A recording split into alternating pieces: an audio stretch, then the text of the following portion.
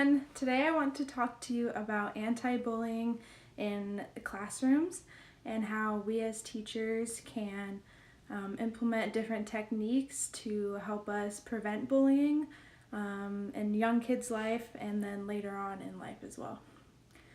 And then also I want to share my research about how teachers in the classroom don't really focus on bullying, and it's kind of like a secret topic that no one really wants to discuss and talk about. And I think it's an important topic that we need to discuss because it's such a big aspect in everyone's lives. With all the platforms to stop bullying, we just can't seem to get a hold of the issue and stay on top of it because it keeps happening and it gets worse and worse as the years go on. So in my life, I wish to become a teacher, a preschool teacher actually, and I believe teachers can make such a big difference in kids' lives. Growing up, I myself have witnessed bullying as a bystander and also have been a victim to it, and I always wanted and wished for a teacher or an authoritative figure to put an end to it in my life, and I vowed that I would be that person and I would be that teacher to help stop bullying and to help these kids find some peace while they're at school. So my goal today is to share some techniques I've learned about how to stop bullying in the classroom and how to make it a deterrent for later on in these kids' lives. I feel that bullying has such a big platform outside of school and isn't really talked about, and we need to put an end to that and make sure that these kids get the focus and the attention that they need in younger age schools. Let me move closer for you guys.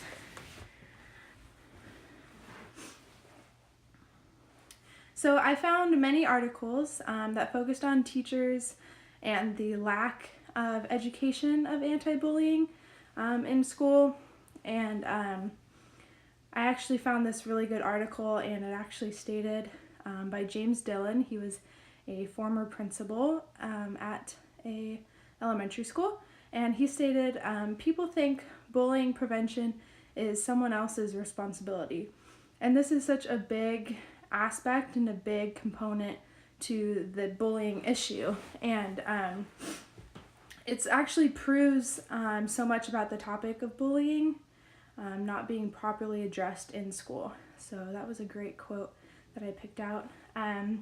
Bullying is everyone's responsibility, whether teachers, principals, parents, and even kids. It's a big responsibility that we need to focus on and take care of so that we save kids' lives. There's a ton of suicides every year from bullying, but I'm focusing more on the younger aspect because I feel like we can mold kids at such a young age.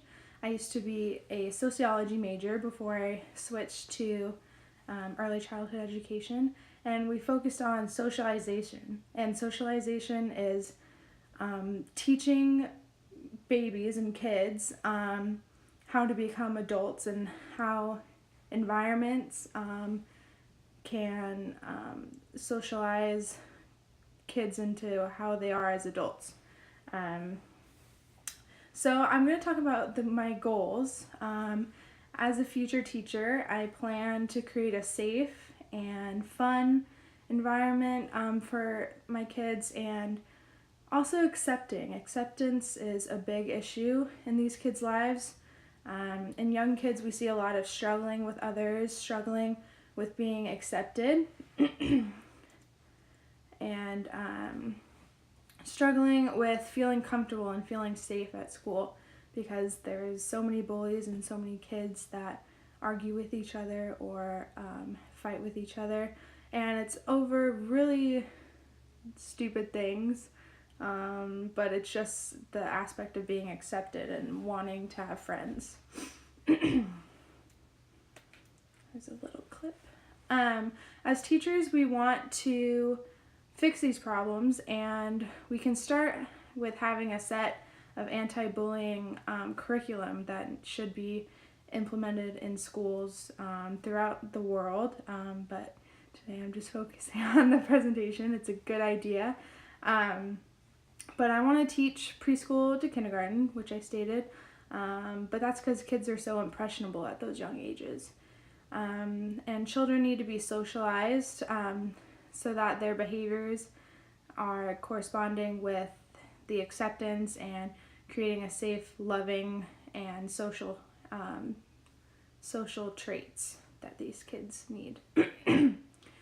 Kids are very susceptible to what's going on around them, so if we can mold kids at such a young age, it can prevent bullying in the future.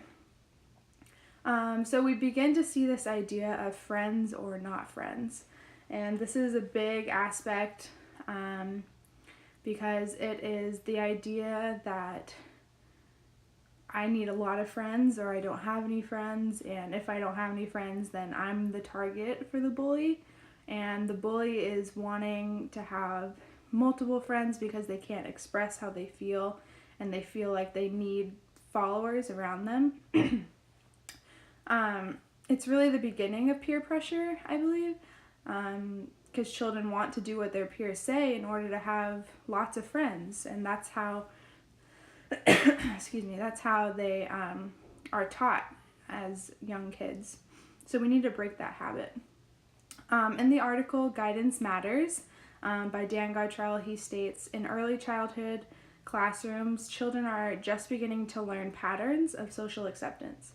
And rejection. So rejection is a big thing, and it really is a big problem because we all fear rejection, but at a young age we need to break that habit and kind of, as teachers, really enforce that shouldn't be a fear. Excuse me.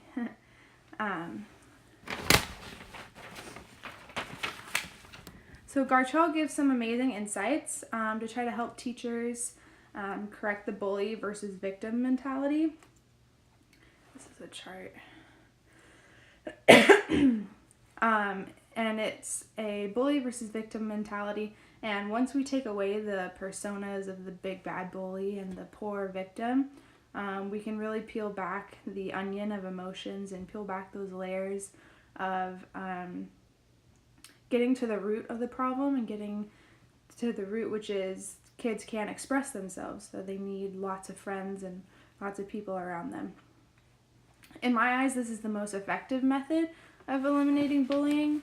Gartrell states that a method of teaching, it is the liberation teaching, means that teacher realizing that comforting the victim and punishing the bully only furthers the bully victim syndrome because it creates separation of two different groups. Instead, the teacher helps the one child learn to express feelings about being bullied and assist the other child to learn that bullying does not help with ending an identity within the group. So this is all about identity, and kids are trying to find themselves at a young age. Some tips from Janelle Cox, which is an amazing author with one of the papers that I found. She has a 5-point technique in the class, and it states the first one is teach kids it is okay to say no. So this is a big point because we need to tell them that it's okay to say no and not succumb to peer pressure. The second is encourage children to step in when they see a classmate getting bullied. Third, listen to all complaints from your students. 4, pay attention to indicators of victimization. 5, plan activities and games that include all of the kids so everyone feels included. And 6, talk with the kids about bullying and teach them alternative behaviors, which is very important.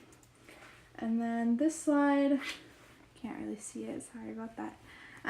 But it says, develop a class code of conduct, teaching of nonviolent, non-racist, and non-sexual ideas, values, and behaviors. and again, teaching social skills to these kids. And implement programs such as SAVE, which is Students Against Violence Everywhere.